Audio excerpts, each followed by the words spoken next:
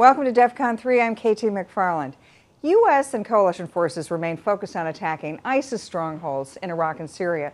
But at the same time, the terror network is looking to team up with other radical movements in Europe. There are growing concerns that ISIS is trying to become an influential player in Russia's southern region, where Islamic extremism runs high. So here with reaction is James Carafano of the Heritage Foundation and retired Air Force Colonel Cedric Leighton. Let me turn to you, Cedric, first. Is ISIS now trying to have franchise operations and hook up with them? We've seen North Africa, we've seen Afghanistan, but is there something with Russia now? Well, yes, basically, KT, I think they're going to do that, and they've already started that. Part of what they're doing, though, is they're riding a wave of popularity. So wherever they get traction, that's where they're going to have a franchise operation. So in this case, the franchisees basically control where ISIS is going, and ISIS corporate headquarters is very fine with that because it allows for ISIS to expand itself at minimal costs. And they're doing a great job of it in the Caucasus at the moment. Jim, explain to me what Russia's background with Islamic extremism is. Have they had this problem in the past? And I can't imagine that they've been happy with it, and how have they dealt with it?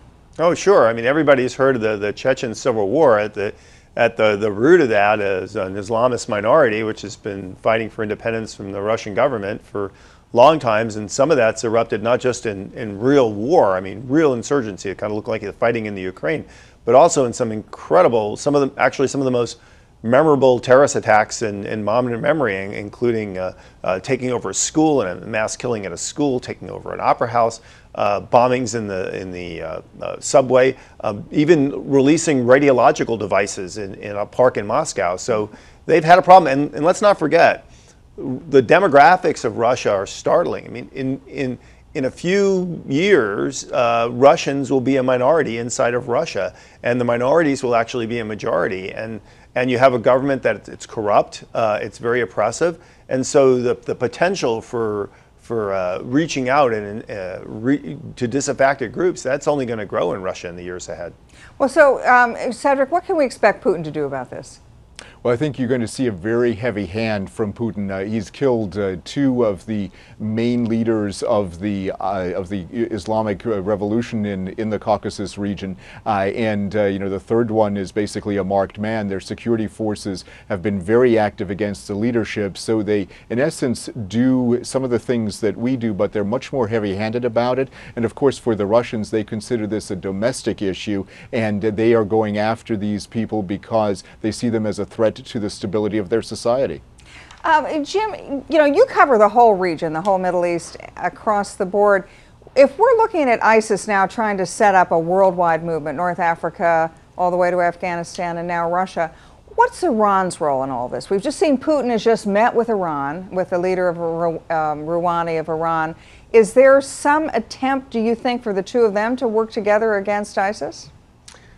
Well, I mean, look, they have some mutual interests. Everybody's got lots of reasons to dislike ISIS, but everything between Iran and Russia is really kind of this marriage of convenience. At the end of the day, even the Russians and the Iranians don't really have joint strategic interests, but they're kind of the enemy of my enemy is my enemy mode. So, but there's not a lot of synergy there between the challenges that the Russians are facing and the challenge that the Iranians are facing. Don't forget, the Iranians are very opportunistic and sometimes they'll actually help operatives of al-Nusra and al-Qaeda and even ISIS to kind of make life miserable for other people. So don't look a lot for there. I think Cedric's assessment is right on. The Russian response to this will be what the Russian response has always been, which will be an incredibly heavy-handed physical security response, which in all likelihood is going to just stir the pot even more.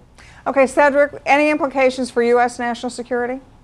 Well, I think we've already seen one, and that was the Boston bombings. When you look at where the Tsarnaev brothers came from, you can see they came from Dagestan, and that area is right at the crossroads of all of these currents where you've got the Islamic fundamentalism at work, you've got the Russian state trying to prevent it, you've got Iranian activity.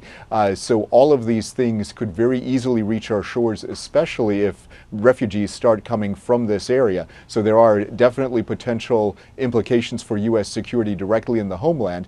Indirectly, I think there are significant implications for what's happening in Iraq and potentially in Syria, because, of course, as we all know, there are going to be some significant issues getting things in Syria resolved, defeating ISIS in those areas, but it's such an amorphous body that when it is confronted in one area successfully, it rises up in the other, and we're seeing is the Russian Caucasus region being part of that other area at the moment.